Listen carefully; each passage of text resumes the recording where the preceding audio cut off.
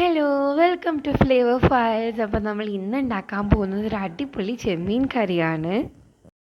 ഇതിനായി ആവശ്യമുള്ള ഇൻഗ്രീഡിയൻസ് 4 തക്കാളി, കുറച്ച് കറിവേപ്പില, 3 പച്ചമുളക്, 2 സവാള, ഇഞ്ചി പേസ്റ്റ്, ആവശ്യത്തിനുള്ള ചെമ്മീനും അതുപോലെ ഒരു ചെറുനാരങ്ങ വലിപ്പത്തിൽ കഴുകി വൃത്തിയാക്കി വെച്ച പുളിയും.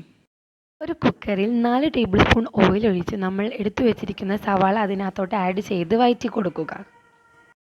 ഇതിനകത്തോട്ട് ആവശ്യമായ ഉപ്പും കൂടി ചേർത്ത് കൊടുക്കുക. എന്നിട്ട് വീണ്ടും നല്ലപോലെ വഴറ്റിയെടുക്കുക. നല്ലപോലെ വഴന്ന് വരുമ്പോൾ നമുക്കിതിനകത്തോട്ട് നമ്മൾ എടുത്തു വെച്ചിരിക്കുന്ന ഇഞ്ചി പേസ്റ്റ്, പച്ചമുളക്, കറിവേപ്പില എന്നിവ ചേർത്ത് കൊടുക്കാം. എന്നിട്ട് വീണ്ടും വഴറ്റി കൊടുക്കുക. നല്ലപോലെ വഴറ്റിയെടുത്തതിന് ശേഷം നമ്മൾ എടുത്തു വെച്ചിരിക്കുന്ന തക്കാളി നമുക്കിതിനകത്തോട്ട് ആഡ് ചെയ്ത് കൊടുക്കാം.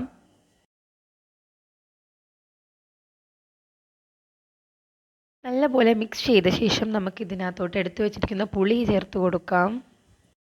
എന്നിട്ട് വീണ്ടും നല്ലപോലെ വഴറ്റിയെടുക്കുക.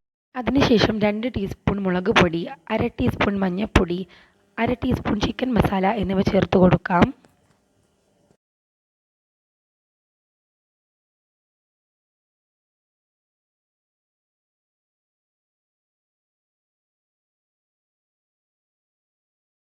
എന്നിട്ടെല്ലാം കൂടെ നല്ലപോലെ ഒന്ന് യോജിപ്പിച്ചെടുക്കാം.